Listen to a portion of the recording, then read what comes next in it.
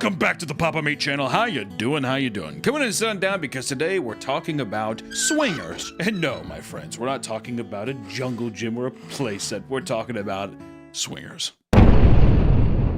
A little while ago, we talked about the odd and confusing world of poly relationships, and we also tried to do a video on foot stuff. Can't talk about that. It's a whole big thing, but we have the uncensored video up on my Patreon. Check that out. Well, that's far from the only unique relationship structure out there for people who want to spice things up in their lives, right? You know, there's other avenues that you can go down besides poly or furry, right? And today we're having to dust off the track again and skip down the yellow brick road, as they say, because today we're going to educate you, our lovely viewers, about swinging, which is similar to being poly in a sense that you have multiple romantic partners. However, there are many key differences. And yes, this is an educational video and a comedy video, so please don't just strike this down.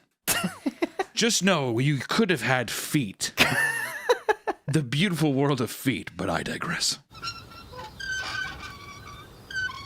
Today's video is sponsored by Fume, the leaders in flavored air. Everyone has habits they need to break, but breaking them can be hard. So why don't you let Fume help?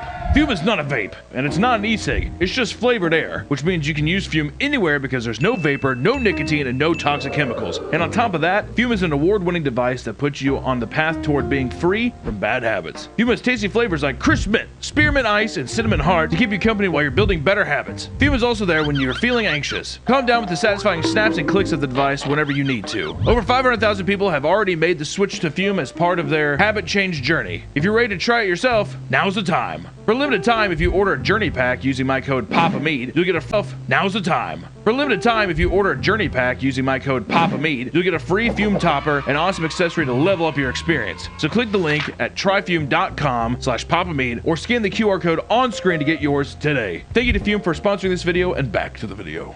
As it turns out, there's a whole other world to uncover within this lifestyle, from secret codes to lavish swinger resorts and parties. Before we get into it, some of you may be wondering what exactly is swinging. Hunter, sit me down as if I was a toddler and I'm bouncing on your knee and you just tell me about swinging.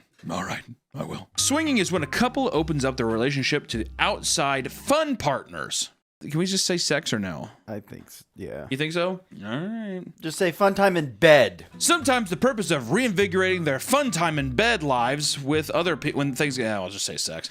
Sometimes the purpose of reinvigorating their sex lives when things get a bit stale. Where poly couples have full-on emotional relationships with multiple people, swinging is often more about the physical connection, right? I don't really care about your emotions. I just want to text you on an app and then we meet up and make love in a bathroom. It's not always a bathroom, but it's a little more lustful, all right? Even though I want to say, I think poly people they feel like they're above it. I feel like swingers are very just surface level. Yeah. I feel like they're just honest. I'm not trying to glorify anything. I'm just saying that I think they're just like, listen, what are we doing? Are we doing this thing or not? HQ says it's okay. The wife's out the window like this. Most of the times it's the husband. Yeah, exactly. Go on. Fill her up. I'm kidding.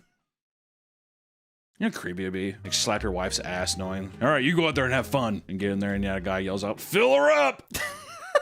I need 40 on 2! For many couples, this is something that is participated as a couple rather than an act that is totally separate. And typically, people like to blame modern society for its heightened levels of promiscuity. They might be surprised to find out that some of the earliest forms of swinging took place back as far as 1940s between World War II Air Force pilots. Bet you didn't realize you tuned into the History Channel, did you? Did you think that was going to happen today? I didn't think so. As Air Force pilots had some of the highest casualty rates, they formed close bonds with each other and their families, and according to some, quote, they shared each other as kind of a tribal bonding ritual, with tacit understanding that the 2/3 of the husbands who survived would look after the widows. Listen, Samuel, come on over here. Sam, if I die over the Gulf of Mexico, I want you to clean my wife's pipes. Yes, sir. Aye, aye, Captain. Is that why Iceman and Maverick were so close? That is why Iceman and Maverick. That's why Top Gun is such a sexually charged movie. Other pilots that took part in wars admitted that this was also the case, with one explaining that partner swapping during the Vietnam War was seen as normal. Partner swapping is in like the people they had sex with over in Vietnam, or when they got back from Vietnam, they're just like, what's your name, Rosemary? It's a beautiful name. That's what I think it is. Hey, your husband I want you to meet David. Rosemary, hi, David. You know what I mean? I want to imagine like the one couple that's like not swingers at that barbecue when they get back. Everybody's just like Chinese finger trapping each other over there. You're like, I'd feel kind of left out, wouldn't you? No, that's- I no one bring it came up- up to me and asked. You're like, well, I think we're the ugly ducklings at the party. Well, I talked to my wife. Do you want to get into swinging? So you're like, you want to get in immediately. Yeah, if I'm the only one there not You want to doing be it. passed around like a fruit salad, sweetheart? Would you mind if I got my salad tossed, sweetheart? You never want us to have any fun. I'm in hell. Swinging became even more widespread during the free love movement in the 60s, which challenged the social norms surrounding traditional marriages and sexuality. Just like poly relationships, there's an obnoxious amount of terminology in the world of swinging, and here are some notable ones, my friends. We have play. Anything sexual done between swingers and their partners. That's just a little bit of play. You know, little Simon Says, you know, we're just playing. We're playing. Oh, so if I tell my wife, hey, I'm going to go play Magic with the boys. I'm gonna go play with Jared. You playing Warhammer with him? Yeah. We're playing. Come back just fucking sweating, exhausted. Need to wash my hands.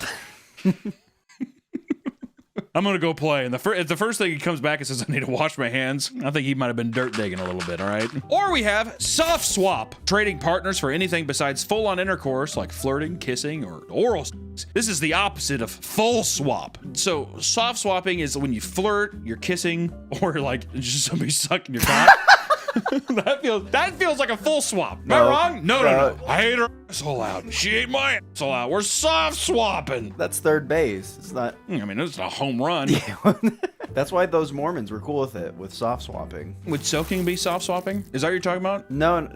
Oh, you're talking. I see. Because they're just like, well, they're not really doing anything because it's like, yeah, he's like putting his thumb in my ass, but it's nothing really else. So they're just like, sure, babe, sure. Hey, God loves you. I love you, baby. Because in the Secret Lives of Mormon Wives, they were saying that they would all just go to the same house and they would just be like a swingers party. Yeah. Where you're all fucking in the same house, right? So do you think like a guy sitting there and he's just like talking to another guy just casually? He's like, no, I got the V8 and I'm happy with it. And then the other one's like, whatever. Is it as casual as this where he's just like, she's wild. You'd almost think I put a V8 in her. She goes all night. You want to get in there? You want to tag team? You just want to soft swap? All right, you just want to soft swap? That's fine. She eats ass real good. Do you think it's as casual as that? It's gotta be. It's like just showing up, you're having a party, and there's like rooms. The same way that you ask for someone to eat your asshole out is the same way you've been like, ooh, pigs and blanket. Like finger snacks. Uh-oh, someone had sugar-free Sprite. I love that. Yeah, and it's the same thing. It's just like somebody like, hello? Next, you have closed door swinging, which is couples that swing together, but in separate rooms. This is more common with people new to the scene that can't handle witnessing their partner with another person. As open door swinging would be the opposite, where they're just like, I want to see all of it. Good for you. Me holding ankles. Whoa. That's me holding my own ankles. Whoa.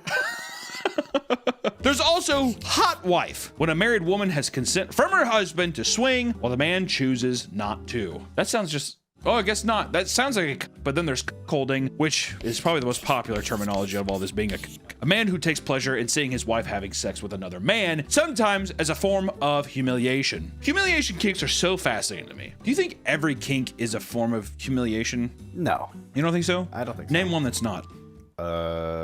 Are you saying the humiliation's on you? I'm wondering if every kink is a form of humiliation. You could be the one who's just like, I like humiliating, I guess, my partner, or I like to be humiliated. I'm just saying that I'm wondering if a kink is always like humiliation driven. Feet. I don't think feet's humiliating. You don't think so? No.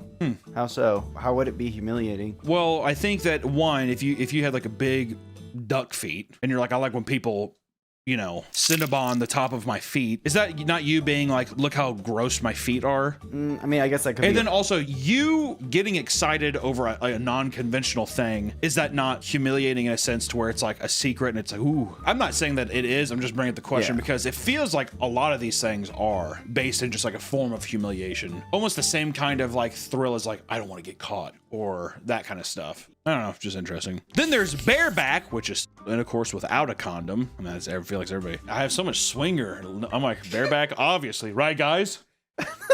There's D&D free, which you would think is Dungeons and Dragons, but unfortunately it's not. It's when someone is clean of all diseases and drugs. There's parallel play, two swinger couples having intercourse in the same room, not swapping partners, but just being in the same room. That's like a camping trip thing. You guys want just one tent? That's like an orgy. So it's like they're. Yeah, but I thought an orgy is you're going around with everybody. I mean, it can be. Because in this one, in parallel play, it's literally, I mean, side by side. What it is the room is like an orgy room, but they're just in it, not tasting any of their treats or Yeah, appetizers. yeah, exactly. They're not getting their pigs in blankets and all that stuff. Yeah, They're doing it for the social aspect and like they just like the go view. looking around, sweating like a hog.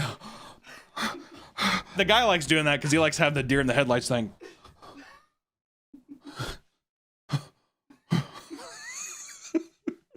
Who touched my foot? That's what I keep saying. Who touched my foot? My fat ass rolling around like the bald dude from Dune. Who touched my foot? She's like, stop it. I'm like, I kind of want to get some. Why am I kind of want to get some parallel play in now, dude? And of course, there is the one and only. Again, I feel like this is going to be a reoccurring thing when we talk about these, but there is the unicorn, which is just a single female. Yeah, everybody wants a unicorn at a swingers party. Yeah. Whoa, look at her. She's beautiful. She's like standing by like a chili bowl. Oh, chili. Yeah. In movies and stuff, they make swinger parties and like orgies and stuff look so cool. You know how greasy that is? It's like realistically going to a strip club. Strip clubs are greasy, dude. I think I've been like maybe 2 in my life. And every time, it's never good. I'm not saying that there isn't good ones. I'm just saying that like at a swinger orgy thing, if it's like some big old people from the Midwest, like if I was throwing one, it'd be like BYOB and people were like bringing like food. There would literally probably be pigs in blankets there, like a thing, like a crock pot of chili. And in between when you're gassing them, especially during the winter months. Come on, dude. Oh, yeah. That's going to be one stinky orgy. Oh, it always is. You try to light candles and they're just like, blow them out. Let the stink fester. And many people struggle to imagine why anyone would ever enter this type of lifestyle. But according to those who have, it's benefited their lives greatly. So let's talk about the benefits of swinging. Some couples that have been together for many years find that their lives have become very routine, and some believe that opening themselves up to the unique arrangement has added a level of adventure and excitement that relit the spark in their relationship, which I do think I could see people coming to that conclusion. I'm bored. Yeah. Well, I love Right. you, but I love you, but I'm bored. Like that's like what, you know. yeah. Do you think the majority of swingers have kids? Well, maybe. I was going to say it's either people who just never had kids or it's older people and the kids have left the nest. See, that's what, because I don't know if we touch on this in the document, but one thing I was thinking is if you have been like a nuclear family kind of vibe your whole life, your kids have gone out and stuff, you've been married to this one for 50 years. I heard senior citizens' homes, whatever, brutal. Well, I heard that's where they do it. They're just like, I don't fucking care. I suck and anything. That's what I heard. I heard that it's just like grease traps. Have you ever heard of that? No. Big old stinky racist grease traps. That's what they are. They're swapping and doing whatever they can. It's like heaven before heaven. Is what they're saying. And others believe that it helped them become closer and to trust each other more, as engaging in swinger lifestyle takes an ample communication and exploration of each other's boundaries, right? And with any non-traditional relationship structure, however, there are bound to be many negatives, as it takes a special type of person to adjust to seeing your partner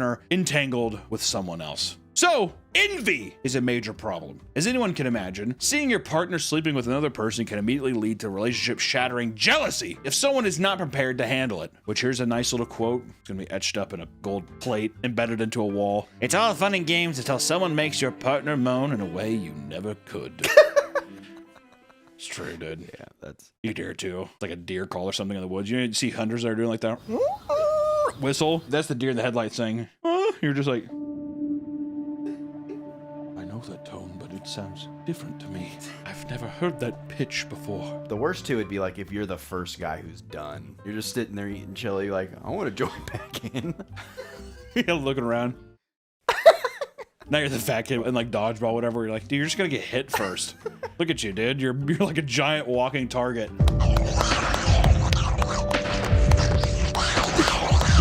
And then you feel bad too, because if you're on these circles, you're just like, yeah, she had sex with them. And everyone's like, ew. That's the kind of guy I'd be, dude.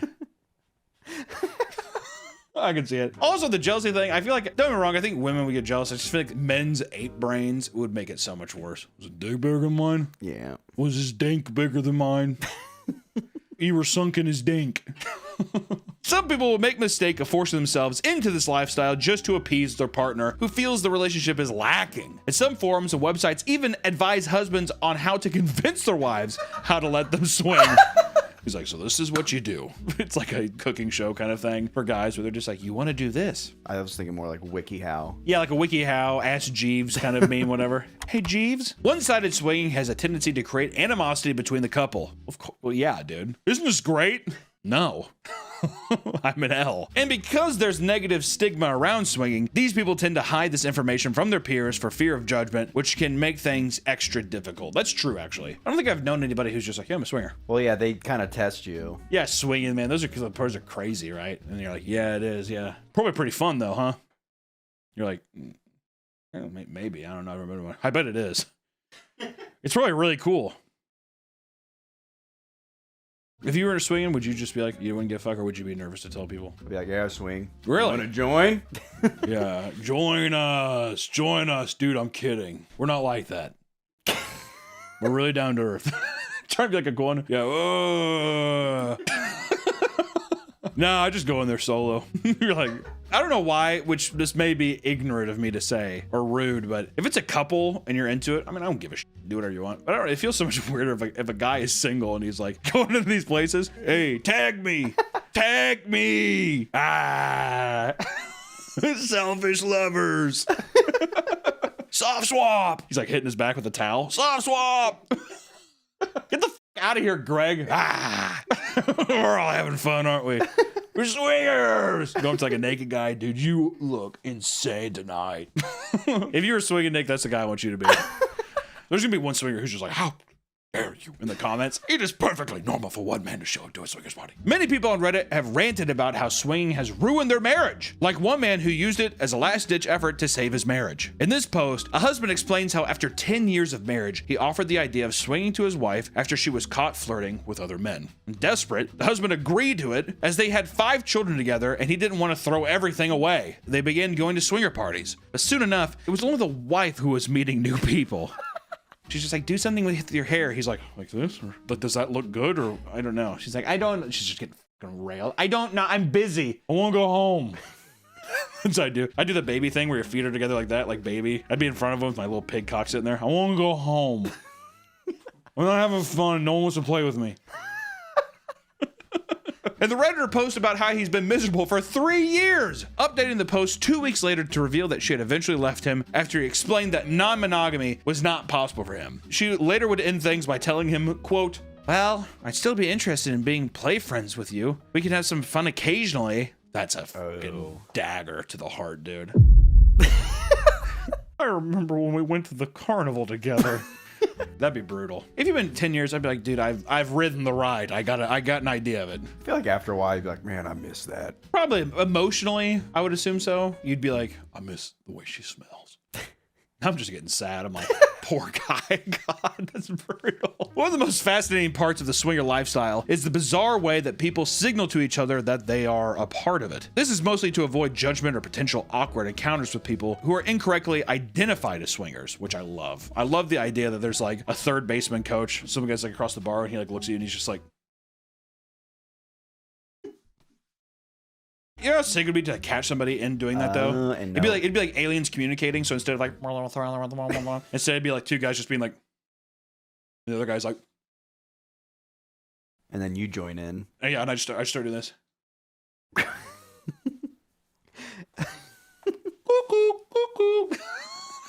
This is all like a Red Robin. What's that? This is all like a Red Robin. Oh, a Red Robin, yeah, dining, yeah. So funny. Such a funny joke. So let's get into swinger codes, dude. One of the most popular examples that most people know of is the upside down pineapple. I'll be honest, I've never heard of that before in my life. Don't know what that is. Those who want to advertise that they are comfortable and open to swinging would display this type of decor on their clothes or even the doors of their cruise ship. Put a little magnet, pineapple. Now that I know this stuff, I feel like I'm gonna see it way more. That doesn't seem too loud, right? No. I've seen people have like tropical dresses or whatever, or like Hawaiian shirts, but now I'm gonna be like, fucking upside down pineapples, dude. I was gonna say now, yeah, if you see an upside down pineapple shirt. Hello.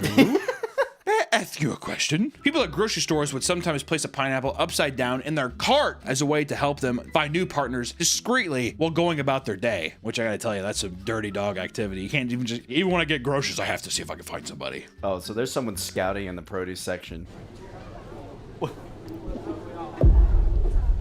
Desperate effort. Ma'am! Ma'am!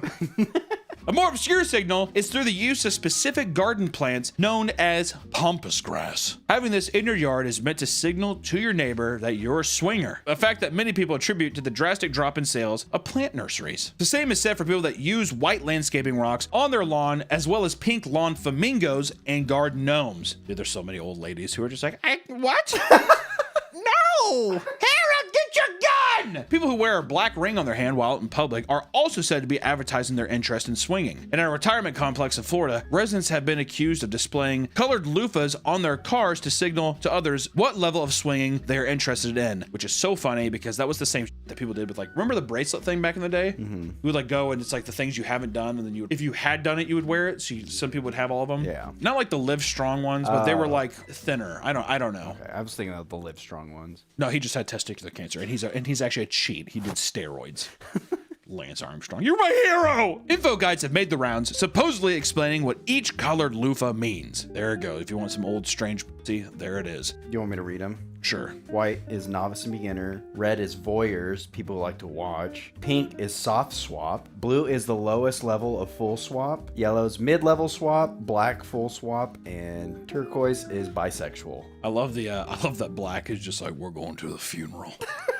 I want to see a guy with like a red loofah and he has like binoculars and he's just like, I like to watch. That's all I want to do. People who have worked at these retirement homes deny this though, stating that they use it to actually help them find their cars because all retirees drive similar cars, which is also true. Everyone drives like a Lincoln or a Mercury. That's all they drive. Many believe that this is a myth and there's no real proof that any of this is based in reality. They're all atheists. They're all atheist cowards. A big part of the swinger lifestyle is attending swinger parties, which are essentially social gatherings where the whole purpose is for couples to engage in sexual activity with other participants, right? And one of the more notable ones referred to as Scarlet Ranch. It's like Scarlet Rot, but it's just a full-blown farm. Scarlet Ranch is a private, upscale event that takes place in Littleton, Colorado at the Squirrel Creek Lodge. Dude, you're not catching me swinging at a place in the Squirrel Creek Lodge. Sorry. You going to the Squirrel? You going to Squirrel Creek this weekend?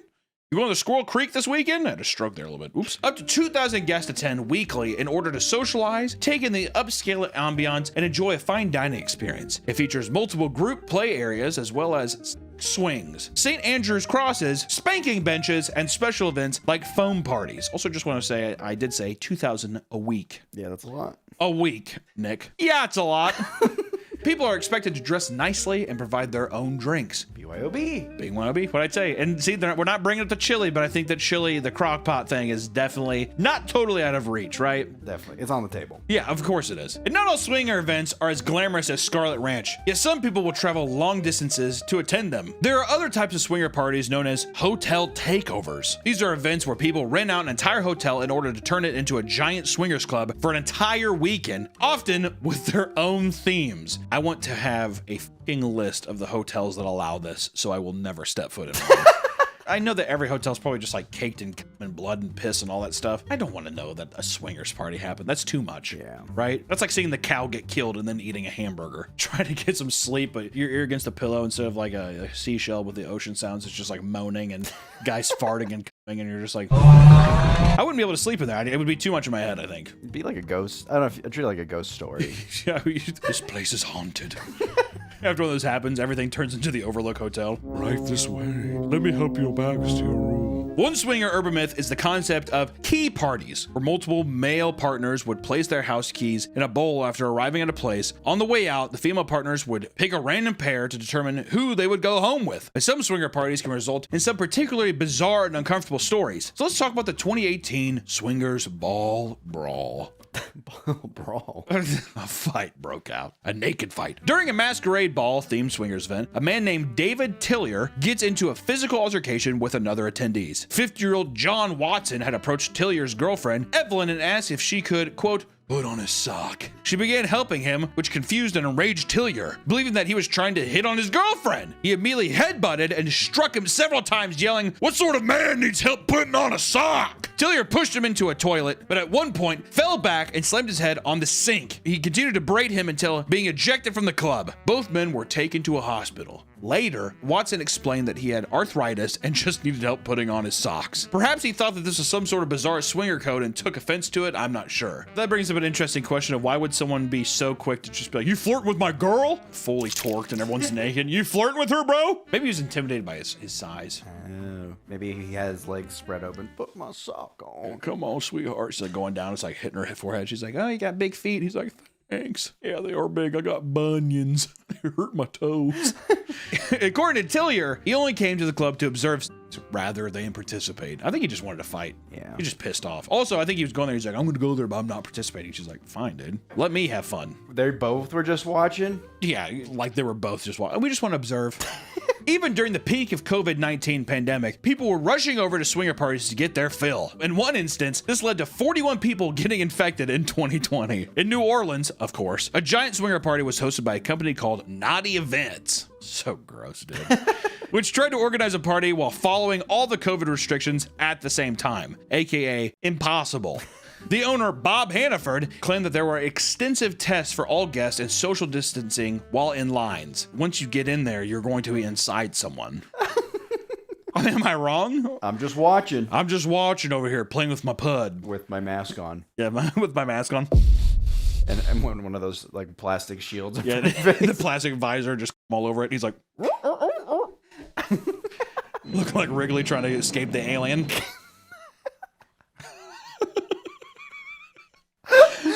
They had color-coded wristbands to indicate who had antibodies and were not contagious, as well as others for people who tested negative. He even decided to not install a dance floor in order to keep people from getting too close. What does that mean? You're at a swingers party. I don't want you guys, hey, we'll do the cha-cha another time, but you can still clap your hands. To nobody's surprise, the 5-day event led to tons of people testing positive for COVID, and about 41 out of 300 people attending. Honestly, he did. That's not bad. 300 people came to this thing. Yeah, dude. Of course, 300 people. They're just like, listen, I'll die. I want it. I will die. This sounds like the at Burning Man they have an orgy tent. Do they still? Yeah, my buddy was telling me like, man, you got to try it. Did your buddy did it? He did it. He goes every year. He goes to the tent every year. Yeah. Hey, more power to him. Power to the people. There are many active subreddits for those in the swinger community that want to share their experiences going to swinger parties and clubs. Here's just a little post I want to read. We went to a swinger motel. They have an indoor pool and hot tubs. We, wife and friend couple, got into the hot tub with 2 other couples there already. The guy gets out of the pool, walks over and sits on the edge of the hot tub. He then proceeds to off about 2 feet from one person's shoulder, with his junk hanging out into the water. While doing this, he looked at each person by staring into their eyes. It's one thing to sit in a corner off to the side, another to jack off into the water right over somebody's shoulder. I like how he's just like, listen, buddy, sit quietly in the corner and do that, like all the normal people. There's like 7 other guys over there. You ever see the movie Waterworld? Yeah, with Kevin Costner. On the water. We're making chunky ramen. Seahorses. I don't like chunky ramen. So gross.